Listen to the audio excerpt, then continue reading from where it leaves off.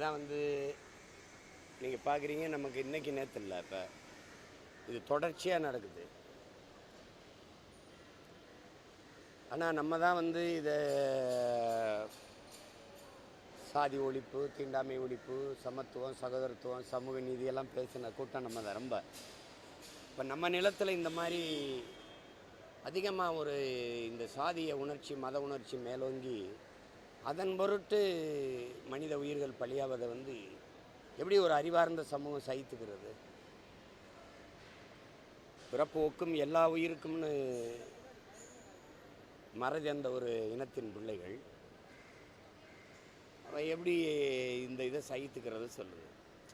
இது எங்கே இருந்து தப்பு இருக்குதுன்னா, அதில் படித்த பிள்ளைகளாக இருக்கிறாங்க, அவங்களுக்குள்ளே இப்படி ஒரு உணர்வு மேலோங்குதுன்னா, கல்வி அறிவை போதிக்கலை, அறத்தை போதிக்கலை, வாழ்க்கை நெறியை போதிக்கலை. கல்வி வியாபாரமானதுனால அந்த சிந்தனை அப்படியே இருக்காது, மறைக்கப்படுது.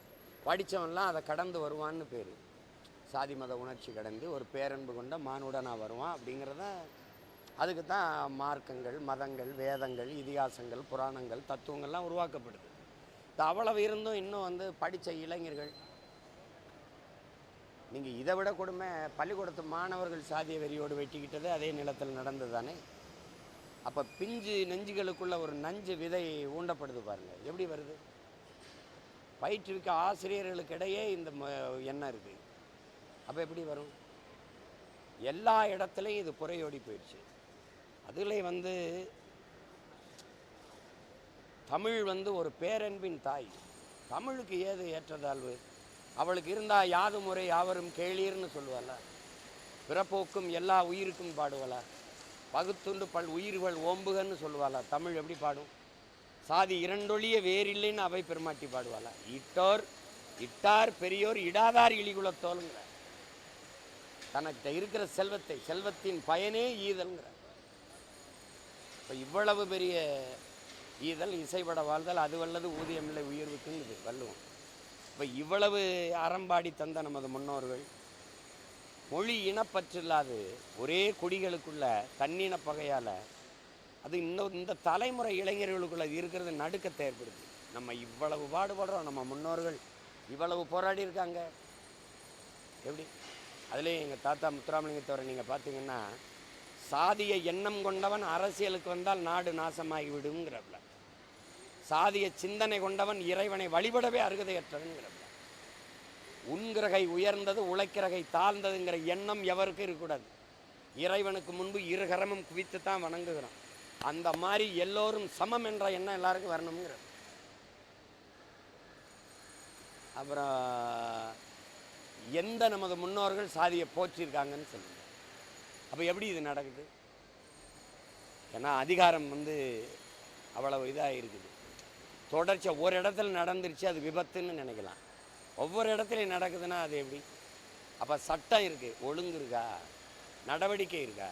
ஒரு குற்றம் நிகழும்போது அந்த குற்றத்திற்கான காரணம் என்னென்னா, அந்த காரணத்தை கண்டு அதை வேரோடு வெட்டி சாய்க்கலைன்னா அது தொடர்ந்துக்கிட்டே இருக்கும். கடும் சட்டம் இயற்றப்படும். நாங்கள் என்ன சொல்கிறோம், இந்த மாதிரி சாதி பெருமை,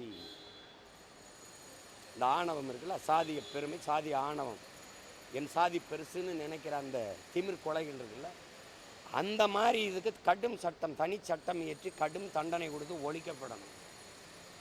அப்போ தான் அவன் விட்டுட்டு அவன் வேலையை பார்ப்பான். அது கல்வியிலிருந்து மாறணும், உளவியலை உள்ளத்திலிருந்து மாறணும். தாத்தா காமராஜர் சீருடை கொடுத்தது ஏழை பணக்காரன், உயர்ந்த சாதி தாழ்ந்த சாதிங்கிற பாகுபாடு இல்லாமல் ஒரே உடை ஒரே இருக்கு அப்படி இருக்கணும்னு இருக்கு. இப்போலாம் நாங்கள் படிக்கும்போது தனித்தனியாக சாதி வாரி இருக்கையில் அமர்கிறது நாங்கள் படிக்கும்போதே இருந்துச்சு. அப்புறம் அது சரியா இல்லை. இன்றைக்கி அரசு தாழ்த்தப்பட்ட ஆதி தமிழ் குடிகள் பிள்ளைகள் தங்கி படிக்கிற விடுதிக்கு சமூக நீதி விடுதின்னு வைக்குது. செங்கலுக்கும் சிமெண்ட்டுக்கும் சாந்துக்கும் கம்பிக்கும் சமூக நீதி வச்சு என்ன பண்ண போகிற? சமூக நீதி நிலைநாட்டியிருந்தால், சமத்துவம் சகோதரத்துவம் இருந்திருந்தால் ஒன்றா உட்காந்து படிப்பான்ல, எதுக்கு தனி விடுதி? இப்போ நீ 60 வருஷமாக என்ன சாதிச்ச சொல்லு. இது கல்வி அறிவை புகட்டுகிறது. தொடக்கத்திலிருந்து அதை சரி பண்ணணும். அது சரி பண்ணணும். பண்ணுவோம்.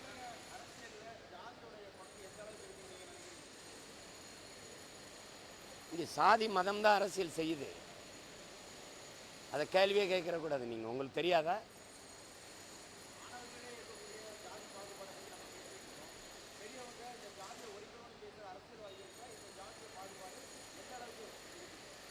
சாதி மதம் தான் இங்கே அரசியல் செய்யுது. தமிழ்நாடு மட்டும் இல்லை, நாட் ஒன்லி நம்ம அவர் ஸ்டேட். இது எல்லாம் இங்கே பாருங்கள், இந்தியா முழுமைக்கு அதான் செய்யுது. நாட்டினுடைய முதன்மை அமைச்சர்களில் ஒருவர் அமித்ஷா அவர்கள், உள்துறை அமைச்சர், நாட்டினுடைய அமைச்சர், மதுரையில் வந்து பேசும்போது இந்து மக்கள் ஒற்றுமைன்னு பேசுகிறார்ல, பேசியிருக்காருல்ல. அவர் என்ன பேசணும்? இந்திய மக்களின் ஒற்றுமைன்னு பேசணும். அப்போ எழுதியிருக்கு பாருங்க. அப்போது ஒரு குறிப்பிட்ட சமயம் சார்ந்தவர்கள், மதம் சார்ந்தவர்கள் மீது வெறுப்பை கொட்டுவதே தங்களுடைய அரசியல் என்று இருந்தால் அது எப்படி நாடு சரியாக இருக்கும்? அப்போ இங்கே மதம் சாதிய உணர்ச்சிகள் தான் அரசியலை தீர்மானிக்குது. அப்போ இதை செத்து, இதை சாகடித்து, இதை கொன்னுட்டு மானுடம் மேலோங்கும் போது தான் அது சரியாக வரும். அப்படி இல்லது. அப்புறம் எதுக்கு உனக்கு இத்தனை வேதம், எதுக்கு இத்தனை புராண இதிகாசம், இவ்வளவு முன்னோர்கள், இதுதான் மகாவீர் புத்தன்லாம் பிறந்த பூமி அது? சரிங்க, இது இப்படி தான் சொல்லி கற்பிச்சுட்டு போனாங்களா? அது அப்படி தானே நடக்குது. இங்கே இருக்கிறதே அதிகமாக அரசியலை தீர்மானிப்பதே சாதிய தலைமைகள், மத தலைமைகள் தான். இந்த சாதி மத தலைமைகளை ஒரு தலைமை வச்சுக்கிறது. உன் சாதிக்கு 4 சீட்டு, உன் சாதிக்கு ஒரு 3, உன் சாதிக்கு 8, உன் மதத்துக்கு ஒரு 2, உன் மதத்துக்கு 2 அப்படின்னு ஒரு தலைமை வச்சுக்கிறது. சரி, பாரதிய ஜனதா கடந்த 24 கூட்டணி வச்சதில்லை. பாரதிய ஜனதா மதவாத கட்சி, அது மதத்துக்கு நிற்கும். அது இந்து மத கட்சி, அப்படி தான் இருக்குது. அதோட கூட்டணிக்கு நின்னதெல்லாம் யார் சொல்லுங்கள்? எல்லா சாதி கட்சியும் சேர்த்து ஒரு மத கட்சி தலைமையேற்று இருந்துச்சு. ஆமாவா இல்லையா? அப்போ எது அரசியல்? புரியுதா? அப்போ அது அண்ணல் அம்பேத்கர் சொன்னது தான். இங்கே சமபங்கு, சமத்துவம் அப்படிங்கிறதே அது சரியாக வரல. உரிய பங்குன்னு வரணும். சமபங்குனா எப்படி? பங்களால் மாளிகையில் இருக்கிறவனும், தாழ்தளத்தில் குடிசையில் இருக்கிற, பள்ளத்துக்குள்ளே குடிசையில் இருக்கிற நானும், எனக்கும் ஒரே சமபங்குன்னா அது ஏற்புடையதாக இருக்கா? உரிய பங்குன்னு சொல்லு. நீ பல நூறாண்டுகளாக கல்வி பயின்று வர, நான் பல நூறாண்டுகளாக கல்வி மறுக்கப்பட்ட சமூகத்திலிருந்து வரேன். 2 பேருக்கு சமபங்குன்னா எப்படி தம்பி? விளங்குதா? அப்போ இது நாங்கள் அதான் சொல்கிறோம், இந்த நாட்டில் அடிப்படையை தகர்த்து மறு கட்டடம் கட்டணும். அதை தான் புரட்சியாளர் பகத்சிங் சொன்னான். வெளிப்படையாகவே அநீதிகளால் கட்டமைக்கப்பட்ட சமூகத்தை தகர்த்து முற்றுமுழுதாக புதிய ஒரு சமூகம் படைப்பதாண்டா புரட்சிங்கிறான். அதுதான் நாங்கள் போராடிட்டு இருக்கோம். நாங்கள் அதனால தான் அடிப்படை அமைப்பு அரசியல் மாற்றம்ங்கிறோம். இந்த அரசியலுக்குள்ளே, இந்த அமைப்புக்குள்ளே ஒன்றும் செய்ய முடியாது. ஒரு மண், ஒரு அச்சு, யார் உட்கார்ந்து அறுத்தாலும் ஒரே மாதிரி செங்கல் வரும். ஒன்று அச்சை மாற்றணும், இல்லை மண்ணை மாற்றணும். புரியுதா? நாங்கள் அச்சை மாற்றிரோம்டாங்கிறோம். புரியுதுன்னு நினைக்கிறேன். இப்போ ஐயா ரஜினிகாந்த் போன்றவர்கள், மார்க்கண்டே கட்சி போன்ற நீதி அரசர்கள்லாம் சிஸ்டம் ராங்குங்கிறாங்க. நான் அதை தூய தமிழில் அமைப்பு தப்பாக இருக்குங்கிறேன். புரியுதா? அதுதான் அதை மாற்றணும்.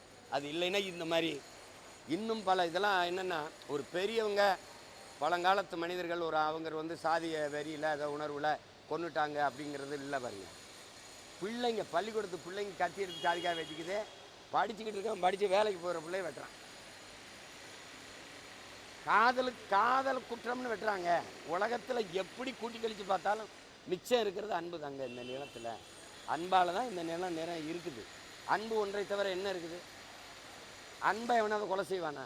உலகத்தில் அன்பை கொலை செய்வானா எவனாவது?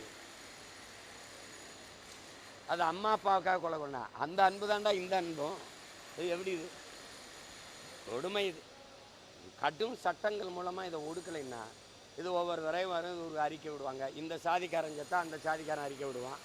வெட்டப்பட்டது கொல்லப்பட்டது இந்த சாதிக்காரன்னா கொள்ளுவான். ஒரே சாதிகளை வெட்டிக்கிட்டான்னா ஒரே ஜாதிகளையும் நடக்குதுல்ல. அவன் ஏழை என்ன வெட்டி போகிறான். என் மகளை எப்படா நீ கூலிக்கார பையன் நடந்துதான் இல்லையா? நடக்குது. அப்போ இங்கே எதன் பொருட்டும் காதல் கொலை செய்யப்படுவதை நம்மளால் ஏற்க முடியும். ஏன்னா இந்த உலகத்தில் கடைசியாக இருக்கிற ஒரே ஒரு புனிதம் அன்பு தான். அதையும் கொண்டுட்டு என்ன பண்ண போகிற? ஒரு காலம் வருது, அப்புறம் இந்த மாதிரி சாதிய கொலைகள் நடந்தால் என்னை இதே மாதிரி நிற்க வச்சு கேள்வி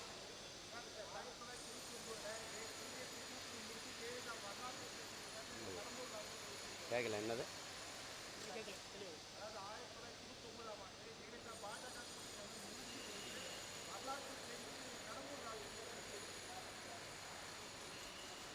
அதில் எனக்கு கருதலை. அது வந்து நான் வரலாற்று தவறுன்னு வர்றாரா? நான் வரலாற்றிலே மிக சரியான முடிவுன்னு சொல்கிறேன். வரலாற்றில் மிக தவறான முடிவு எடுத்தது திமுகவின் தலைவர் ஐயா கருணாநிதி அவர்கள் தான். வரலாற்றில் மிக சரியான முடிவு எடுத்து திரும்பி வந்து இனி கடைசி வரை நான் பாரதிய ஜனதாவோட கூட்டணி வைக்க மாட்டேன்னு சென்னை மெரினா கடற்கரை நடந்த மாநாட்டில் முடிவெடுத்தாங்க. அவங்க எடுத்து வரலாற்றில் மிக சரியான முடிவு. அதுக்கப்புறம் ஐயா எடுத்தார் பாருங்க, ஐயா கருணாநிதி 99 அதே இதில், அது மிக தவறான முடிவு. இப்போ எடுத்திருக்காங்க பாருங்க அதே அதிமுக, அது மிக மிக தவறான முடிவு.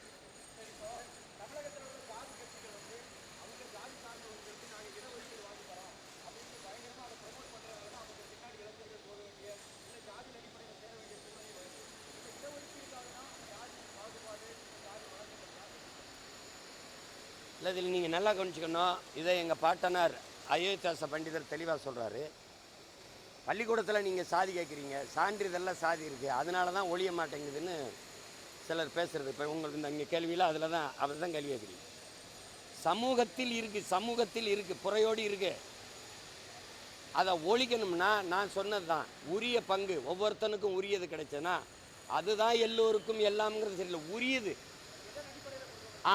எதன் அடிப்படைனா சாதியின் அடிப்படையில் தான். ஏன்னு கேட்டால் எதன் பொருட்டு நான் நிராகரிக்கப்பட்டேன் இருக்கு. எதன் பொருட்டு நான் தாழ்த்தப்பட்டவன், இழி சாதி இழிமகன் அப்படிங்கிறனால தான் இந்த கோயிலில் என்னை நுழையவில்லை நீ, இந்த குளத்தில் என்னை குளிக்க விடலை நீ, இந்த தெருவில் என்னை நடக்க விடலை நீ, என்னை படிக்க விடலை, என்னை வேலை வாய்ப்பு தரலை, எனக்கு அரசியல் அதிகாரத்தை தரலை. எதன் பொருட்டு பல நூறாண்டுகளாக மறுத்தியோ அதன் பொருட்டே நீ எனக்கு தரணுங்கிறதான் இந்த வகுப்பு வாரி பிரதிநிதித்துவம். அதுக்காக கொண்டு வரப்பட்டதான் இட ஒதுக்கீடு கிடையாது, இட பங்கீடு. திரும்ப திரும்ப சொல்கிறேன், ஒதுக்கீடுங்கிற வார்த்தையை நீங்கள் முதல்ல ஒதுக்கணும். பகிர்வு, பங்கீடு, உரிய பங்கீடு. அப்போ குடிவாரி கணக்கெடுக்கணும். நான் 10 பேர் இருக்கிறோம் எங்கள் வீட்டிலன்னா 10 பேருக்குரிய சாப்பாடை கொடுத்துரு. அந்த வீட்டில் 100 பேர் இருக்கிறான்னா அந்த வீட்டுக்கு 100 பேருக்கு கொடுக்குற சாப்பாடை கொடுத்துரு. ஆனால் எனக்கு 100 சாப்பாடு அவனுக்கு 10 சாப்பாடு அனுப்புனா அது நீதி அல்ல, அநீதி. இதுதான் கோட்பாடு. விளங்குதா? சாதி ஏன் இருக்குது? நீங்கள் இங்கே பாருங்கள், நத்தைக்கு ஏன் கூடு தேவைப்பட்டுச்சு, தேலுக்கு ஏன் கொடுக்கு தேவைப்பட்டுச்சு, ஏன் வருது? எனக்கு எதுவும் இல்லை, என்னை தொட்டு தொட்டு விளையாடுறான் அடிக்கிறாங்க போது எனக்கு கொடுக்கு தேவைப்படுது. எனக்கு எதுவுமே கிடைக்கலைங்கும் போது நான் ஒன்றா நின்று போராடி பெற வேண்டிய தேவை ஏற்படுது. எனக்கு உண்டானது எனக்கு கொடுத்துட்டீங்கன்னா அங்கே தானாக சகோதரத்துவம் வந்துடும்.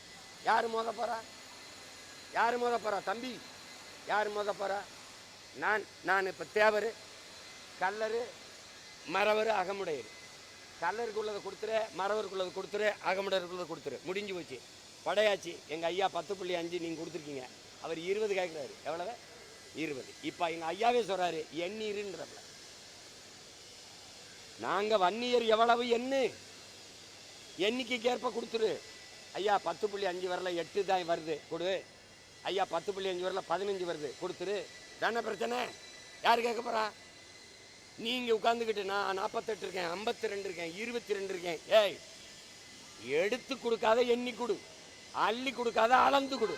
அதுதான் சரியான சமூக நீதி.